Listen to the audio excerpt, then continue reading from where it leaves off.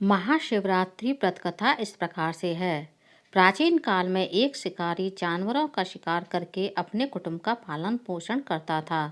एक रोज वह जंगल में शिकार के लिए निकला, लेकिन दिन भर भागदौड़ करने पर भी कोई उसे शिकार प्राप्त ना हुआ।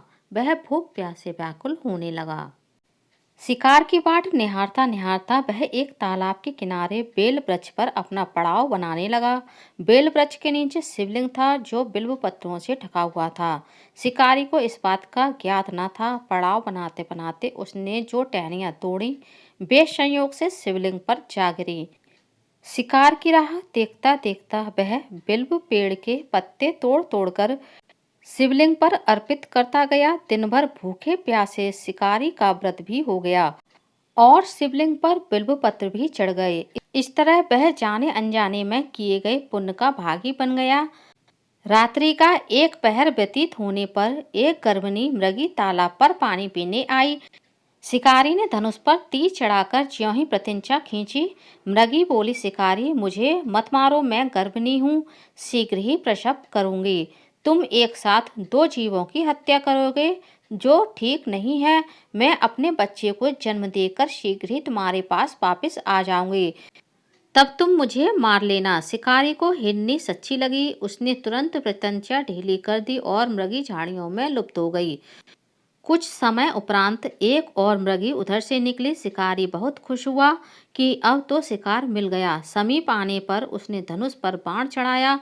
मृगी ने विनम्रता पूर्वक निवेदन किया, हे शिकारी, मैं थोड़ी देर पहले ही ऋतु से निवृत्त हुई हूँ, कामातुर बेहरनी हूँ, अपने प्रिय की खोज में भटक रही हूँ। मैं अपने पति से मिलकर शीघ्र ही तुम्हारे पास आ जाऊंगी। शिकारी ने उसे भी जाने दिया। दो बार अपने शिकार को उसने स्वयं खो दिया। उसका माथा ठनका, वह चिंता में पड़ गया। रात्रि का आखिरी पहर भी बीत रहा था। तभी एक अन्य मृगी अपने बच्चों के साथ उधर से निकली। शिकारी के लिए यह स्वर्णिम अवसर था।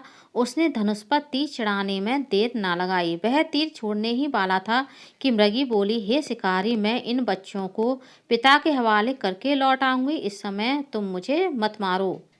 शिकारी हंसा और बोला, सामने आए हुए शिकार को छोड़ दूं?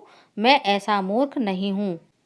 इससे पहले मैं दो बार अपना शिकार खो चुका हूँ। मेरे बच्चे भूख प्यास से तड़प रहे हैं। उत्तर में मृगी ने कहा, जैसे तुम्हें अपने बच्चों की ममता सता रही है, ठीक वैसे ही मुझे भी अपने बच्चों की चिंता है। इसलिए सिर्फ बच्चों के नाम पर मैं थोड़ी देर के लिए जीवन दान मांग रही हूँ। हे शिकारी, मेरा विश्वास कर, मैं इन्हें इनके पिता के पास छोड़कर तुरंत लौटने की प्रतिज्ञा करती हूँ। मृगी का दीन स्वर सुनकर शिकारी को उस पर दया आ गई। उसने उस मृगी को भी जाने दिया। शिकार के अभाव में बेल वृक्ष पर बैठा शिकारी बेल पत्र तोड़ तोड़कर नीचे फेंकता जा रहा था। पौ फटने को हुई तो एक हष्टपुष्ट मृग उसी रास्ते पर आया। शिकारी ने सोच लिया कि इसका शिकार वह अवश्य करेगा। शिकारी की तनी हुई प्रत्यंचा देखकर मृग विनीत स्वर में बोला, हे शिकारी भाई, यदि तुमने मुझसे पूर्व आने वाली 3 मृगियों तथा छोटे छोटे बच्चों को मार डाला है, तो मुझे भी मारने में विलंब ना करो, ताकि उनके वियोग में मुझे एक क्षण भी दुख ना सहना पड़े। मैं उन मृगियों का पति हूँ। यदि तुमने उन्हें जीवन दान दिया है, तो मुझे भी कुछ क्षण का जीवन दान देने की कृपा करो। मैं उनसे मिलकर तुम्हारे सामने उपस्थित हो जाऊंगा। मृग की बात सुनते ही शिकारी के सामने पूरी रात का घटना चक्र घूम गया। उसने सारी कथा मृग को सुना दी। तब मृग ने कहा, मेरी तीनों पत्नियां जिस प्रकार प्रतिज्ञाबद्ध होकर गई हैं, मेरी मृत्यु से अपने धर्म का पालन नहीं कर पाएंगी। अतः जैसे तुमने उन्हें विश्वास पात्र मानकर छोड़ा है, वैसे ही मुझे भी जाने दो। मैं उन सब के साथ तुम्हारे सामने शीघ्र ही उपस्थित होता हूँ। उपवास, रात्रि जागरण तथा शिवलिंग पर बेलपत्र चढ़ाने से शिकारी का हिंसक हृदय निर्मल हो गया था। उसमें भगवत शक्ति का पास हो गया था। धनुष तथा बाण उसके हाथ से सहज ही छूट गए। भगवान शिव की अनुकंपा से उसका हिंसक हृदय कारुणिक भावों से भर गया। वह अपने अतीत के कर्मों को याद करके पश्चाताप की ज्वाला में जलने लगा। थोड़ी ही देर बाद मृग सब परिवार शिकारी के समक्ष उपस्थित हो गया, ताकि वह उनका शिकार कर सके। किंतु जंगली पशुओं की ऐसी सत्यता, सात्विकता एवं सामूहिक प्रेम भावना देखकर शिकारी को बड़ी ग्लानि हुई। उसके नेत्रों से आंसुओं की झड़ी लग गई।